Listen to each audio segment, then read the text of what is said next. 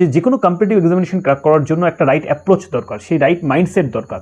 দেখো আমরা যখনই কম্পিটিটিভ প্রিপারেশন করি সবার প্রথম আমাদের যে ভুলটা হয় যে আমাদের মধ্যে রাইট মাইন্ডসেট থাকে না, রাইট অ্যাপ্রোচ থাকে না, ফলে আমরা প্রথমেই ভয় পেয়ে যাই যে কোনো কম্পিটিশন দেখেই। যেমন যে কোনো কম্পিটিটিভ এক্সামিনেশন সম্পর্কে আমরা যখনই ভাবি আমাদের মনে সেই কম্পিটিটিভ সিনারিওটা মনে পড়ে, সেই কত ভ্যাকান্সি, তার মধ্যে কতজন সিলেকশন হচ্ছে, সেটাকে অ্যানালাইসিস করলেই দেখা যায় যে 1% থেকে 2% সিলেকশন হচ্ছে, এবং এই রেটটা দেখলেই আমরা ভয় পেয়ে যাই, ঠিক আছে। তো এবং তারপরে আমরা নিজেদের ডিমোটিভেটেড হয়ে যাই, পড়তে আমরা আর মন করে না, মাঝে মাঝে কম্পিটিশন দেখি আমরা ঘাবড়ে যাই। তো এখান থেকে সবার প্রথম যেটা দরকার হচ্ছে সেটা হচ্ছে রাইট অ্যাপ্রোচ, রাইট মাইন্ডসেট। যে কোনো কম্পিটিটিভ এক্সামিনেশনের জন্য একটা গোল্ডেন রুল আজকে আলোচনা করব, যে অ্যাপ্রোচটা তুমি যদি সঠিকভাবে অ্যাপ্লাই করতে পারো তোমার যে কোনো কম্পিটিটিভ এক্সামিনেশন তুমি ফেস করতে পারবে, তুমি লড়াই করতে পারবে এবং ইউ উইল বি সিলেক্টেড। তো সঠিক মাইন্ডসেট কী, যে কোনো কম্পিটিটিভ এক্সামিনেশনের জন্য সঠিক মাইন্ডসেট কী, সেটা হচ্ছে এটাই যে সেই কম্পিটিটিভ এক্সামিনেশন যেটা আছে, প্রতিটি কম্পিটিটিভ এক্সামিনেশন কিছু ডিম্যান্ডস করে, কিছু স্কিলসের ডিম্যান্ড করে। তোমাকে দেখতে হবে যে এই কম্পিটিটিভ এক্সামিনেশনটা আমার কাছে কী স্কিলসের ডিমান্ড করছে, কী চাইছে, ঠিক আছে। যেমন কিছু কিছু এক্সামিনেশন তুমি যদি দেখো, তুমি দেখবে যে সেই এক্সামিনেশন কিন্তু অনেক ইজিলি অনেকেই ক্র্যাক করছে। কারণটা কি, তারা খুব প্রথমেই সেই এক্সামিনেশনটাকে অ্যানালাইসিস করে যে এটা এই এক্সামিনেশনটা আমার কাছ থেকে কী ডিম্যান্ড করছে, আমার কাছ থেকে কী চাইছে, এবং এটা কিভাবে জানা যায় যে এই এক্সামটা আমার কাছ থেকে কী চাইছে, কোন স্কিলগুলো চাইছে, সেটা কীভাবে জানা যাবে।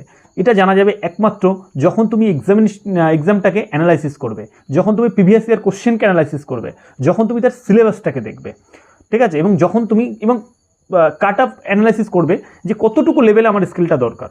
কাট অফ কিসের জন্য জানার দরকার, যে কোন লেভেলে আমার স্কিলটা জানার দরকার। তো তাহলে সবার প্রথম অ্যাপ্রোচ কি, রাইট অ্যাপ্রোচ এটাই, গোল্ডেন রুল এটাই, যে তোমাকে যে কোনো এক্সাম যখনই তুমি সিলেক্ট করবে, প্রথম কাজ হচ্ছে যে সেই এক্সামিনেশন প্রিভিয়াস ইয়ার কোশ্চেন এবং সিলেবাসটাকে অ্যানালাইসিস করে এটা জানা যে এই এক্সামটা অ্যাকচুয়ালি কী ডিম্যান্ড করছে, এই এক্সামটা অ্যাকচুয়ালি কী কতটুকু চাইছে, কোন কোন স্কিল সেট চাইছে, এবং সেটা কতটুকু লেভেলে চাইছে, এবং সেটা জানা যাবে কাট অফ লেভেল দেখলেই, ঠিক আছে। এবং এই দুটো তিনটে জিনিসকে তুমি যদি ফোকাস করো, সেটা থেকে তুমি কিছু স্কিল সেট লিখে নাও। যেমন এক একটা এক্সাম এক একটা স্কিল সেট দাবি করে, ঠিক আছে। তো সেই কিছু কোনো এক্সাম অ্যানালাইটিক্যাল হয়, যেমন ইউপিএসসির মতো এক্সাম অ্যানালাইটিক্যাল স্কিল দাবি করে, যে সিএস যে পেপারটা আছে। তারপরে ব্যাঙ্কিং এক্সামিনেশন মেনলি স্পিড দেখা হয়, স্পিড অ্যাকুরেসি, ঠিক আছে। ঠিক তেমনই সিভিল সার্ভিস এক্সামিনেশন নলেজ পরীক্ষা করা হয়, ইন্টারভিউতে পার্সোনালিটি টেস্ট চেক করা হয়। তো এক একটা এক্সামিনেশন আছে এক একটা প্যাটার্নে, এবং সেগুলোর এক একটা স্কিল আছে, ঠিক আছে।